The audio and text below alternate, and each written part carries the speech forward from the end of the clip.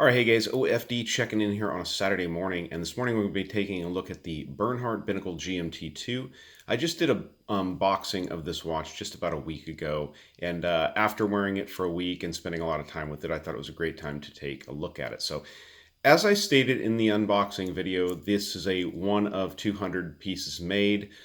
They're kind of going back. They made a GMT very similar to this as one of their first original watches they made. And so they made this one again, a limited run of 200 with the white dial and 200 with the black dial. So if you guys are interested in one of these watches, I'd say definitely jump on board.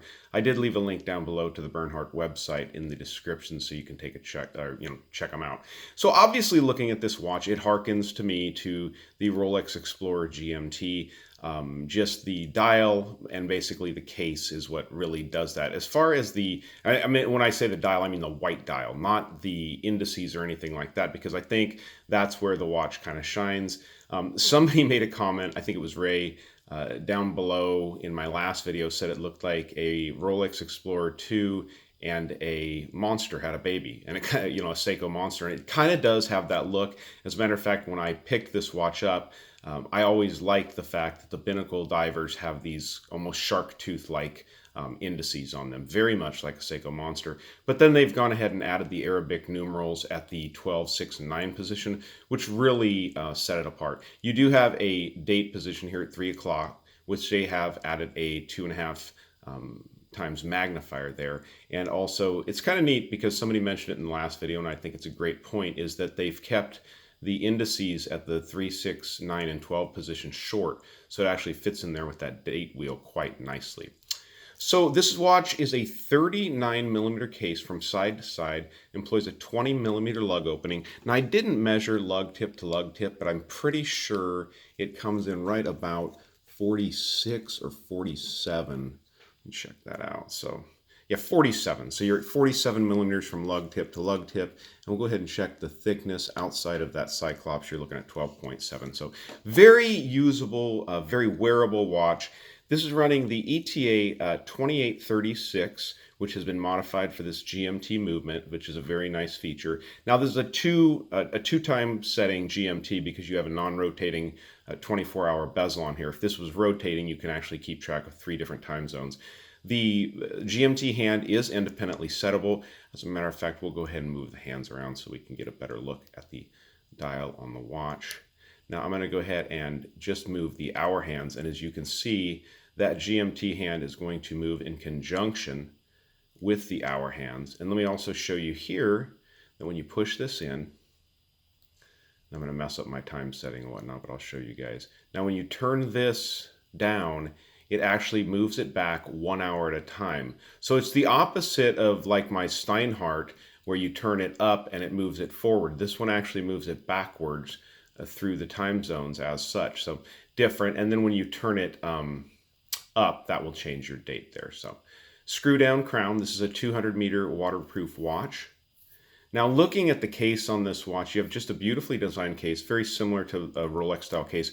What I love is the brushwork on this case. Now, you look at polished cases and watches, with beveled edges that are polished out, but it's really impressive to have a watch with such beautiful uniformity in the brushing on the watch. Now, everything on this watch is brushed. The bracelet, the edges of the links, the sides of the links, everything. Now, these are screw links. I'll show you that. And they use big, thick, beefy screws. As a matter of fact, it's been a long time since I've worked on a bracelet that had screws through the links that were this thick. These are just very, very well done, very hardy, well-made screws. I mean, it's just as good as it gets. Now, looking at the crown on this watch, you have the big Bernhardt B.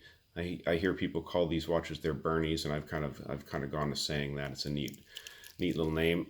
Very nice bracelet here. I've already got a little bit of a desk diving bump there on it, as you can see. Simple safety clasp design, but very well made and very crisp use of this. You can see the machined bars in there. And then taking a look at the case back, this is the only real polished part on the watch is the case back here. You see the Bernhardt logo with those nice horizontal lines across there.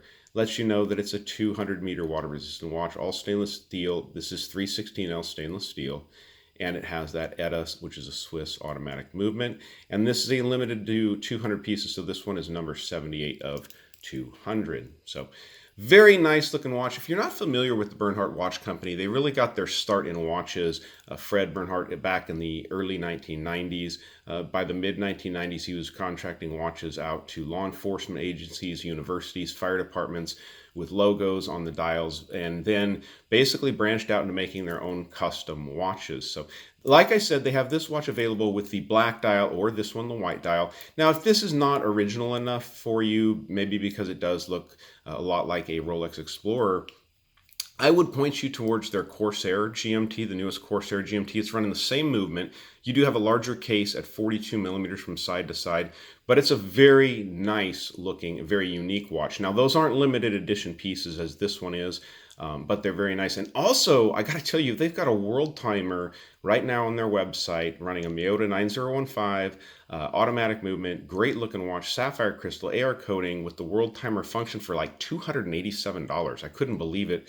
I saw it this morning, and if I was out for another watch right now, I would definitely pick one of those up. So the packaging the watches come in is this nice Bernhardt Watch Company carrying case. If you want to check out more on that, look at it in the boxing. We have our 2-year warranty card inside the case. And from what I've heard, doing my research on Bernhardt Watch Company, their customer service is exemplary. Very excellent customer service from the family. It's a family-run company still. So if you need to get your watch serviced and you're here in the United States, it makes it very easy. You're going to send it back out to North Carolina, High Point, North Carolina, and get it fixed up. Company's been in business. The family itself has been in business since the early 1900s in textile mills out there involved. High Point, North Carolina was at one point considered the furniture capital of the world. And so it's neat that they've been in business for that long. And it's a testimony to the family and their business principles. So let me go ahead and pause it and get this watch on the wrist, and then we'll definitely go out with that traditional loom shot. All right, so there you go. There's the watch on my 7-inch wrist. This 39 millimeter case with 47 lug to lug really fits well. It's an extremely comfortable watch on me. I've worn it really almost exclusively for the last week that I've owned it, mixing it with some of my other watches, but very nice piece. Now, right now, I will tell you it's running a little bit hot. When I say running a little bit hot, it's running about 9 seconds a day fast, which isn't too bad being that it's a week-old watch that I've been wearing it. Generally, I like to give an automatic watch, at least a couple months of wear before I actually start keeping track of time on the watch. This isn't a COSC certified watch or anything, so I'm not expecting perfect accuracy. Running about 9 seconds a day fast, which is not a problem, but definitely a great looking piece. Let's go ahead and dim the lights and we'll go out with that traditional loom shot here on the OFD channel. All right, so they're using a Swiss Super Luminova on this watch, and they've applied it very nice to the indices and the dial because I've worn this watch to bed in the middle of the night, after hours of not having it in any kind of light. It glows very, very well. You can see on those hands. I love the handset on this watch. I didn't talk too much about that, but just a very nice, unique handset on the watch. That second hand reaches all the way out there to the hash marks. Just everything on Bernhardt watches that I've looked at, they're done right. They're done right. So definitely a good looking piece. If you guys are interested, follow the link down below at the bottom. Definitely check these out. If you guys like the video, give me a thumbs up down there at the bottom. And if you've not subscribed to the OFD channel yet, please do. Please do. Thanks, guys.